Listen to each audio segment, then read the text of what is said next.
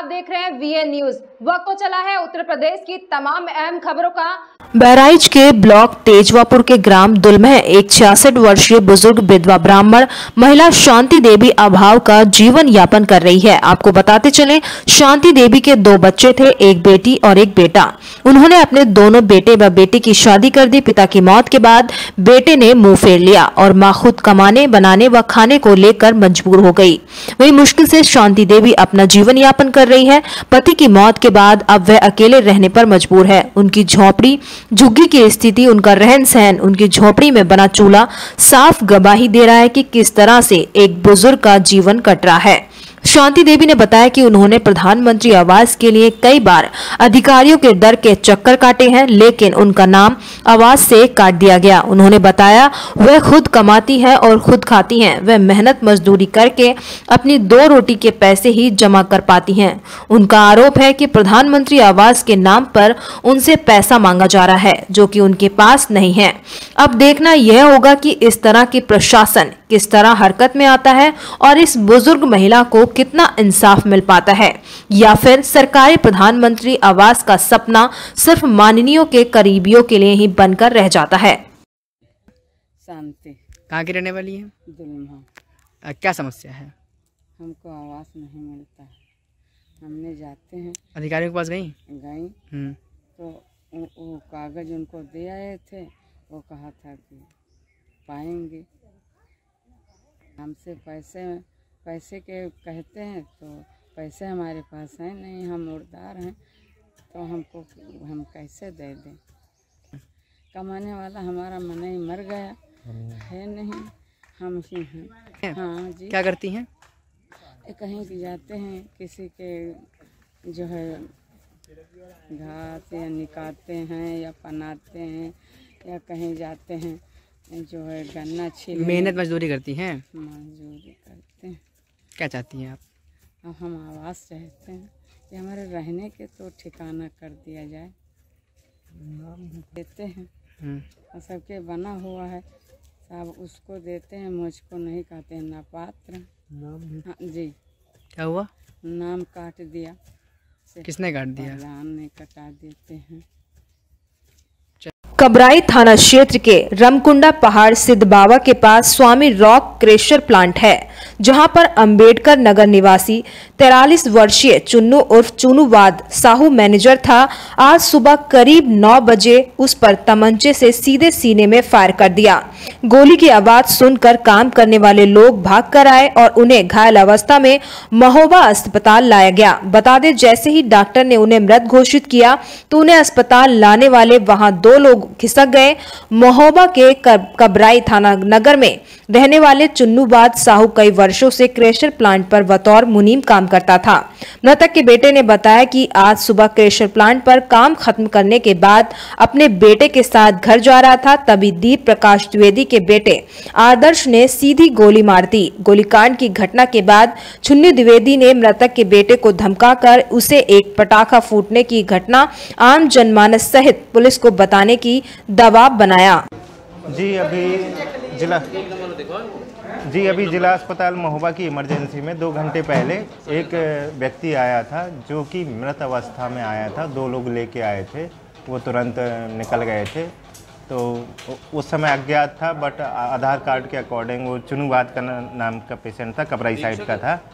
तो वो after medical examination हमने उसको डेथ डिक्लेयर कर दिया था। उसके लेफ़्ट साइड चेस्ट में मेजर इंजरी थी, लेसरेशन था। उसके बाद हमने मॉर्चरी में शिफ्ट कर दिया था, पुलिस इन्फॉर्मेशन भेज दी थी। अब ये आफ्टर पोस्टमार्टम के बाद ही हम बता पाएंगे कि उसको चोट लगने के कारण मृत्यु हुई है या गन शॉट से मृत्यु हुई है। विष्णु साहू हैं, हम यहीं रहते हैं महोबा में, और हमारे वो जो चुनूवाद साहू हैं वो ससुर लगते हैं, चाचा ससुर।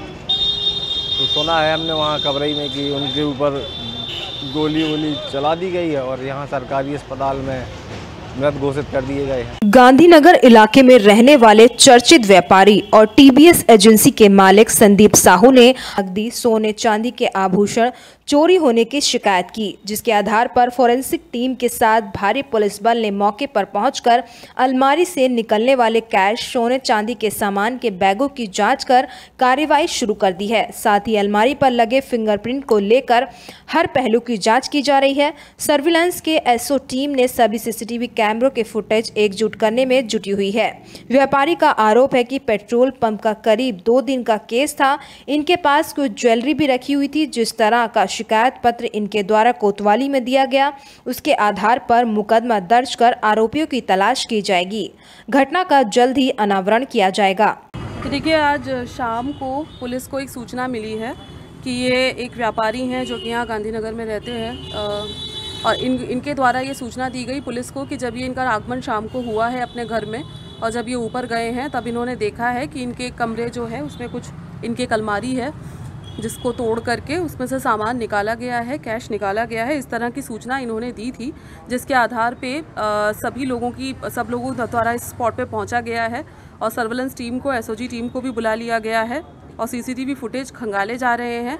मेरे द्वारा एडिशनल और सीओ साहब द्वारा भी इस स्पॉट को देखा गया है, विस्तृत जानकारियाँ कलेक्ट की गई हैं और इसमें आगे की कार्रवाई की जा रही है। देखिए, इनका कहना है कि इनके पास कुछ दिनों का, 2 दिन का पेट्रोल पंप का जो इनका कैश था वो है लगभग, इन्होंने कुछ बताया है हमको जो 2 दिन का था उसके हिसाब से, और इन्होंने कुछ ज्वेलरी बताई है जो कि इनके पास रखी हुई थी। इनकी वो सब कुछ मिला करके इन्होंने बताया है, और जो अमाउंट है वो इनकी तहरीर में अब हमारे पास आएगा, उससे स्थिति क्लियर होगी, जिसके आधार पर एफआईआर पंजीकृत की। शाहजहांपुर से भाजपा सांसद अरुण सागर ने भारत सरकार के केंद्रीय बजट को लेकर एक प्रेस वार्ता आयोजित की, जिसमें उन्होंने केंद्रीय वित्त मंत्री निर्मला सीतारमण द्वारा 1 फरवरी 2023 को संसद में पेश किए गए केंद्रीय बजट 2023-24 के मुख्य बिंदुओं से अवगत कराया। प्रेस वार्ता के दौरान सांसद अरुण कुमार सागर ने बताया कि केंद्रीय बजट में नई कर व्यवस्था में निजी आयकर में छूट की सीमा को 5 लाख रुपए से बढ़ाकर 7 लाख रुपए कर दिया गया है। इस प्रकार नई कर व्यवस्था में 7 लाख रुपए तक के आय वाले व्यक्तियों को कोई इनकम टैक्स नहीं देना होगा। पीएम आवास योजना के लिए सरकार ने पहले के मुकाबले इस बार बढ़ाकर 89,000 करोड़ रुपए कर दिया है। प्रधानमंत्री आवास योजना के तहत गरीबों को आवास उपलब्ध करवाना एक साहसिक कदम है। उन्होंने कहा कि पीएम सम्मान किसान निधि के तहत 11.4 करोड़ किसानों को 2.2 लाख करोड़ रुपए नगद किसानों के खाते में भेजे हैं। 2 लाख करोड़ रुपए खर्च कर अगले 1 साल में मोदी सरकार जरूरतमंद परिवार को मुफ्त राशन वितरण करेगी।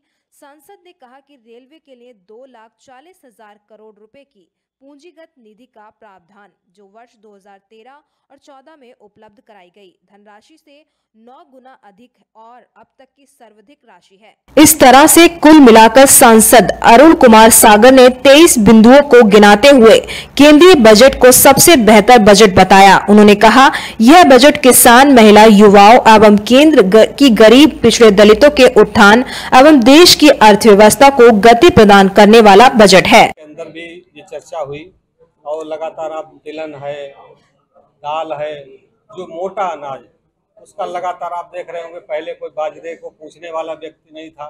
आज मैंने पार्लियामेंट के अंदर अच्छे अच्छे पकवान, खिचड़ी और तमाम तरह के जो हमारे देश के प्रधान मोटा अनाज है उसके लिए पूरे देश में एक मुहिम जैसी चलने का काम हुआ है। आज सभी लोग मोटे अनाज की तरफ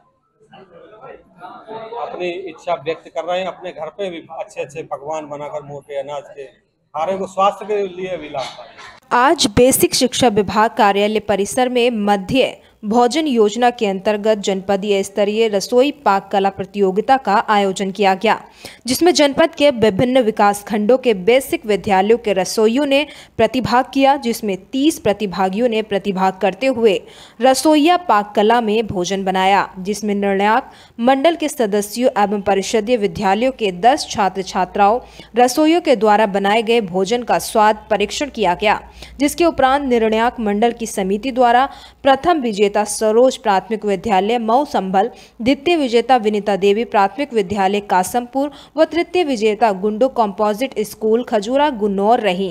पाक कला प्रतियोगिता के अंतर्गत दाल, सब्जी एवं रोटी व्यंजन बनाए गए।